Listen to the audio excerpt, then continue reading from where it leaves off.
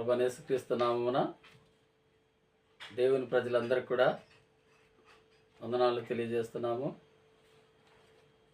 వాక్యం కొరకు ప్రార్థన చేసుకుంటాం. ప్రేమగల మా పరలోకపు తండ్రి, సృష్టికర్తమైన మా దేవ, నీ పాదములకు వందనములు, స్తోత్రములు నాయన. ఈ సాయంకాలము దేవుని బిడ్డల యొక్క అక్కర్ల కొరకు, ఆదరణ కొరకు, సమాధానం కొరకు దేవ వారి అవసరములు తీర్చబడినట్లుగా ఈ వాక్యమును మా తండ్రి, మీరే మా తండ్రి నాయన, ఆకాశము నుండి పరమాకాశము నుండి దయగల మనిషికి ద్వారం తెరిచి మా ప్రభా మీరు మాకు అనుగ్రహించమని ప్రార్థన చేస్తున్నాం. వందనాలు చెల్లిస్తూ మీ దాసుడైన మీరు నన్ను బలపరచమని యేసు నామమున ప్రార్థించి పెడుచున్నాము తండ్రి, ఆమేన్. ప్రేమైన వారలారా, ఈ సాయంకాలము సమయంలో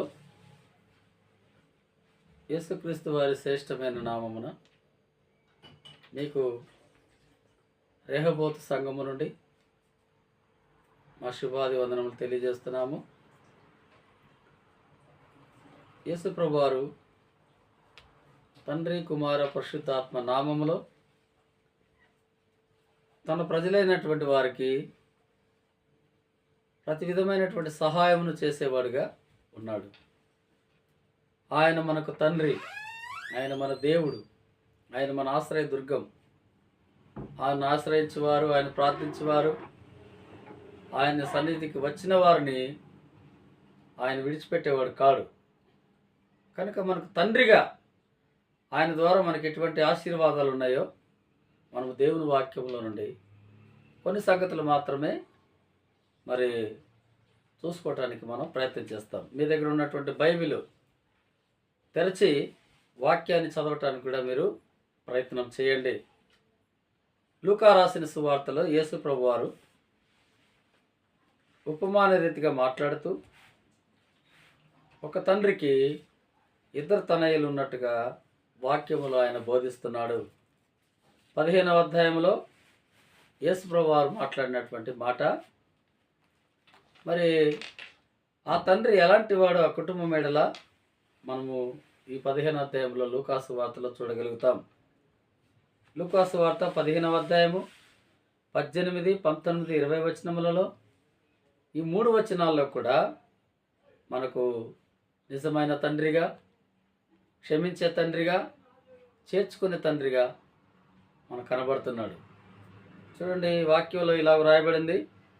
చిన్న కుమారుడు మరి చెప్తున్నటువంటి మాటలు, ఒప్పుకుంటున్నటువంటి ప్రార్థన అనుభవం, తన మనసులో, తన జీవితంలో, తన ప్రవర్తనలో వచ్చినటువంటి మార్పును బట్టి ఆయన మాట్లాడుతున్నటువంటి మాట, నేను లేచి నా తండ్రి వద్దకు వెళ్ళి, తండ్రి, నేను పరలోకమునకు విరోధముగాను నీ ఎదుటను పాపము చేసి తిని, ఇక మీదట నీ కుమారుడు నన్ను అనిపించుకున్నట్టుకు యోగ్యుడిని కాను, నన్ను నీ కూలివారిలో ఒకనిగా పెట్టుకొనమని అతనితో చెప్పుదని అనుకొని లేచి తండ్రి యొద్దకు వచ్చాను.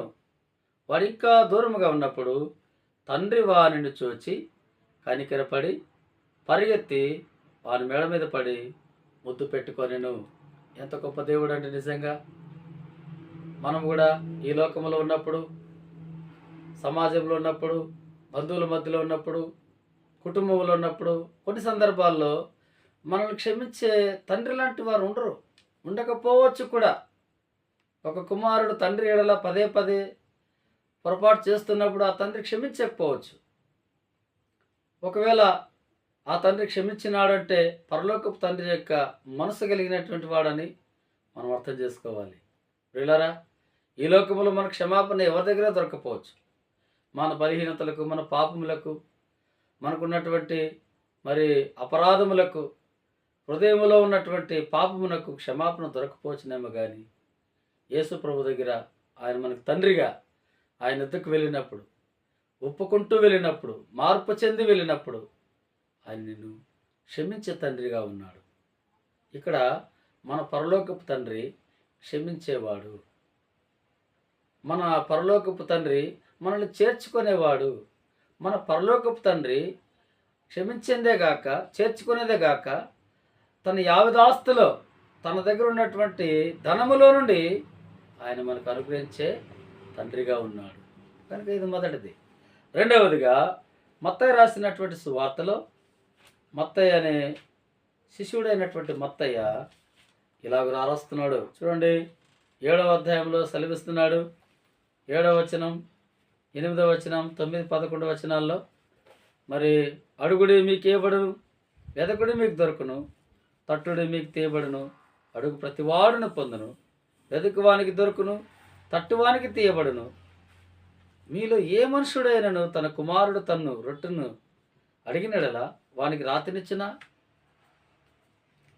అలాగే మరి మీరు చెడ్డవారునే ఉండి మీ పిల్లలకు మంచి ఈవులను నిరిగి ఉండగా పరలోకమందున మీ తండ్రి తన్ను అడుగువారికి అంతకంటే ఎంతో నిశ్చయముగా మంచి ఈవులనిచ్చును.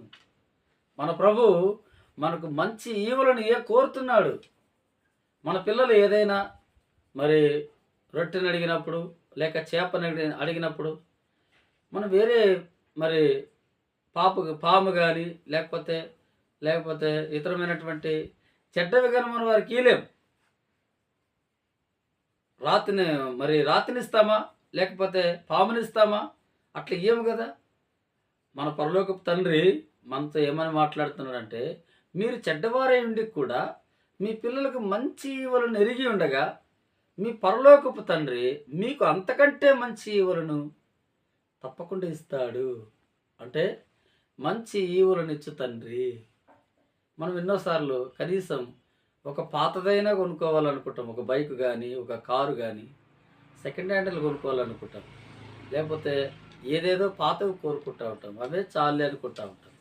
అయితే మన ప్రభు అంతకంటే శ్రేష్టమైనటువంటి ఈవులను మనకి ఇవ్వాలని ఆయన కోరుకుంటున్నాడు. ఎంత గొప్ప దేవుడు అండి, నిజంగా ఎంత గొప్ప తండ్రి. అనగా మంచి ఈవులను ఇచ్చే తండ్రి. మనం అడిగినప్పుడు, మనం ఆయన సన్నిధికి వచ్చి అడిగినప్పుడు తప్పకుండా ఇస్తాడు. ఇది 2వ భాగము. 3వ భాగంలో పిలవగానే పలికే తండ్రి. ఆదికాండం 22వ అధ్యాయంలో దేవుని వాక్యంలో మనం చూడగలుగుతాం. ఆదికాండం 22వ అధ్యాయము. మరి ఇక్కడ అబ్రహాము ఇస్సాకు యొక్క మరి సంభాషణ మనము చూస్తున్నాం అన్నమాట. చూడండి, దేవుని వాక్యంలో ఇలాగ రాయబడింది. మరి 7వ వచనంలో రాయబడింది, ఇస్సాకు తన తండ్రిని అబ్రహాముతో నా తండ్రి అని పిలిచెను. అందుకు అతడు ఏమి నా కుమారుడా నేను. అప్పుడు కుమారుడు అన్నాడు, ఇస్సాకు అన్నాడు, తండ్రి నిప్పును కట్టెలున్నాయి, మరి వదకు తేబడినటువంటి గొర్రెపిల్ల ఎక్కడా అన్నప్పుడు యెహోవా చూసుకుంటాడని చెప్పి, దేవుడు చూసుకుంటాడని చెప్పి అబ్రహాము గారు తన కుమారుడిని ఇస్సాకుతో సమాధానం ఇచ్చాడు. అనగా ఆయన సమస్తమును చూసుకునే తండ్రి. నీ కుటుంబ భారం చూసుకుంటాడు, నీ పిల్లల భారం చూసుకుంటాడు, నీ ఆర్థికమైన సమస్యలు చూసుకుంటాడు, నీకున్న కష్టాలు, బాధలు, ఇరుకులు, ఇబ్బందులు, సమస్యలన్నీ కూడా ఆయన చూసుకుంటే దేవుడు. నీ శోధనలన్నీ కూడా తొలగించే దేవుడు.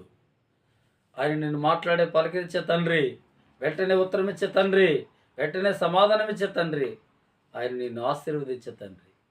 కనుక ఈ కొన్ని మాటలు నీ హృదయాల్లో దాచుకొని ఆయన కొరకు, ఆయన సన్నిధిలో ఏవైనా పొందాలనుకున్నటువంటి హృదయములను ఆశను బట్టి ఆయనకి సమస్తమును తీర్చునుగాక. కాబట్టి క్షమించే తండ్రి, మంచి ఈవులనిచ్చే తండ్రి, వెంటనే జవాబిచ్చి సమస్తమును చూసుకునే తండ్రి, ఆ ప్రభు నీకు సహాయము చేయనుగాక. మీకోసం చిన్న ప్రార్థన చేస్తాము. పరలోకమందున మా తండ్రి, పాపములను, అపరాధములను, బలహీనతలను క్షమించే దేవా నీకు వందనాలు. మా పాపముల కొరకు, మా అపరాధముల కొరకు కలవరి శిలువలో కాచినటువంటి విలువైన రక్తాన్ని మా మీద కుమ్మరించి మా అపరాధములను, పాపములను క్షమించము. ప్రజల అపరాధములను క్షమించము. ఆ విధంగా క్షమించే తండ్రి మా ప్రభా. రెండవదిగా మంచి ఈవులనిచ్చే తండ్రి. మూడవదిగా మేము పిలవగానే పలికే తండ్రి. మా సమస్తము చూసుకున్న తండ్రికి ప్రభుని యేసు నామమున ప్రార్థించి వేడుచున్నాము తండ్రి. ఆమేన్.